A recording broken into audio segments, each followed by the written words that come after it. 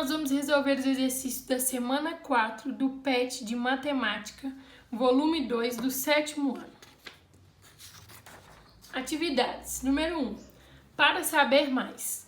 Os ângulos são usados como referência nos trabalhos de marcenaria, na arquitetura, na construção civil e em muitos outros.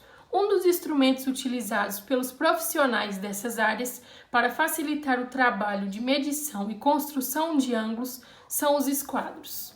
Os esquadros têm um formato padrão quanto às medidas dos ângulos. Então, nós temos aqui o esquadro com ângulos de 90 graus e 45 graus. Nós sabemos que a soma dos ângulos internos de um triângulo tem que ser 180 graus. Então, 90 mais 45 mais 45 é exatamente 180 graus. Esse esquadro, pessoal, é exatamente esse esquadro aqui, ó. Que ele possui esse ângulo de 90 graus e esses dois ângulos medindo 45 graus.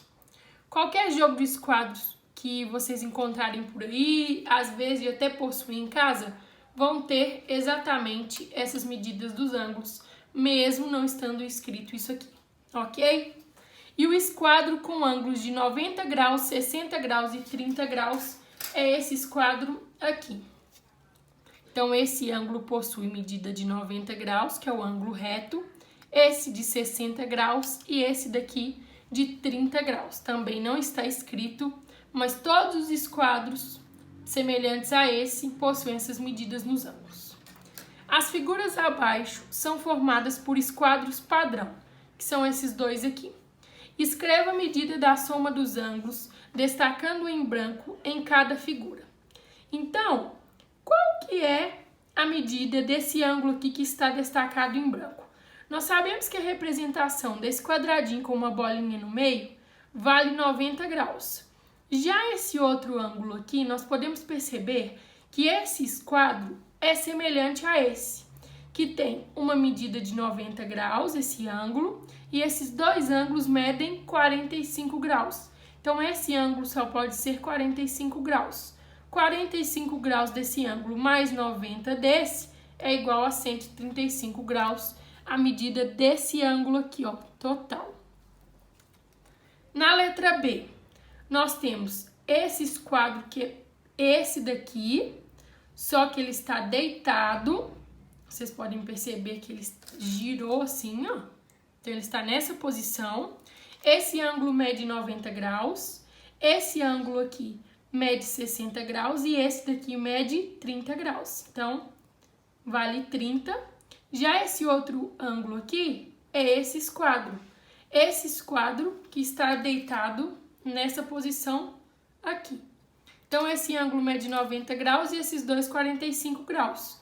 Então, nós temos 30 mais 45, que é igual a 75 graus, a medida desse ângulo total aqui. Agora, na letra C, nós temos esse ângulo, que é esse esquadro aqui é o mesmo desse, só que está nessa posição agora. E esse ângulo aqui nós sabemos que mede 30 graus. Então, 30 graus mais 90 graus, que é igual a 120 graus. Esse ângulo total aqui. E na letra D, nós temos esses outros dois esquadros, sendo que esse primeiro esquadro é esse, que está nessa posição, e o outro esquadro é esse, que está nessa posição aqui. Nessa posição assim. Então, nós temos aqui que esse ângulo mede 45 graus, porque 90, 45 e 45. E esse outro ângulo aqui mede 60 graus, porque 90, 30 e 60.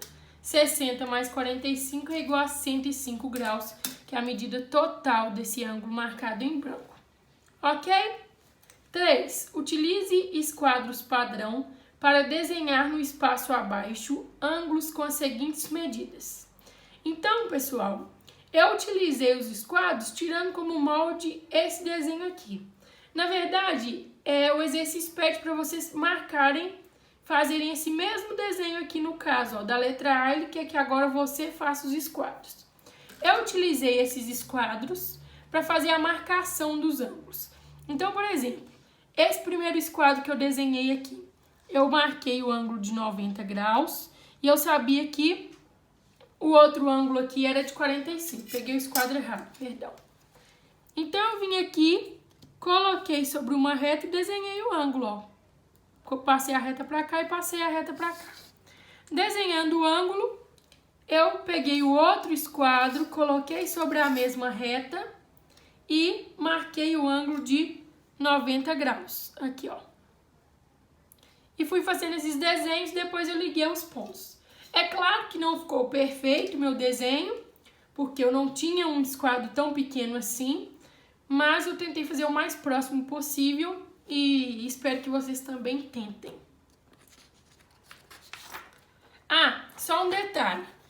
Esse esquadro que eu desenhei, olha para vocês verem, ele está numa posição diferente desse aqui, que o exercício tinha desenhado. Então, não é a mesma posição do esquadro que garante um único ângulo. Vocês podem encontrar outras posições também. A letra B é 75 graus, que também fiz uma posição diferente do exercício anterior. A C, 105 graus e a D, 120 graus. Todos eu fiz a marcação usando o esquadro da mesma maneira. Por exemplo, esse daqui, o ângulo de 90 graus estava ali, eu queria fazer o de 30. Eu sei que esse é o ângulo de 30 graus. Então, eu vim aqui, coloquei o esquadro, marquei as retas laterais.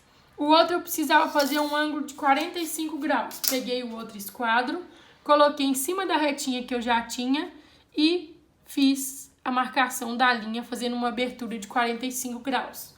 105 a mesma coisa, 120 a mesma coisa. O que é importante vocês pensarem? Quais os dois ângulos que somados que vai resultar nas medidas pedidas no exercício? Por exemplo, para dar 75 graus, eu sei que eu precisava de um ângulo de 45 e outro de 30. Para dar 105 graus, eu sei que eu precisava de um ângulo de 45 e outro de 60. Para dar 120 graus, eu sei que eu precisava de um ângulo de 90 e um de 30. E assim, eu fiz os desenhos utilizando os esquadros. 4. A locomotiva Maria Fumaça, que liga São João del Rei a Tiradentes, ao chegar a um desses destinos, é girada por uma engrenagem conforme a figura ao lado, para retornar pelo mesmo trilho, mas em sentido contrário. De quantos graus é esse giro? Na aula passada, nós até usamos o transferidor, que é esse instrumento aqui, para analisar os ângulos. E eu não sei se vocês lembram, mas o giro da metade da volta, ele equivale a 180 graus. Uma volta completa, 360 graus. Meia volta, 180 graus. E nós vimos também que quando nós damos uma volta completa, nós paramos no mesmo ponto que era o ponto inicial. Então, se eu estava aqui e dei uma volta completa, eu vou voltar para o mesmo lugar. O exercício falou que a Maria Fumaça, ela volta no mesmo trilho, mas em sentido oposto.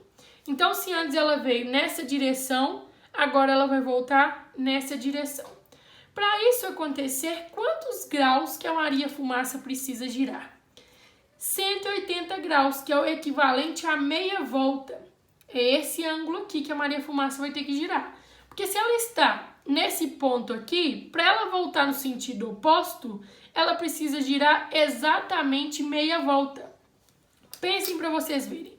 A Maria Fumaça está nesse ponto aqui. Vou desenhar aqui. Maria Fumaça está nesse ponto. Indo nessa direção aqui, ó. Agora ela precisa voltar para a direção contrária. Então ela chegou aqui, que era a volta dela. Se ela girar assim, ela gira 90 graus. Olha a marcação aqui, ó, quadradinho com a bolinha da representação. Então, ela precisa girar mais 90 graus para voltar para cá. Essa volta aqui é equivalente a 180 graus. Então, o giro é de 180 graus, equivalente a meia volta, e assim os sentidos são opostos, mas a linha é a mesma. 5. Uma pessoa conversando com uma amiga assim se expressou: mudei radicalmente o rumo da minha vida. Dei uma virada de 360 graus. O que há de incoerente na fala dessa pessoa?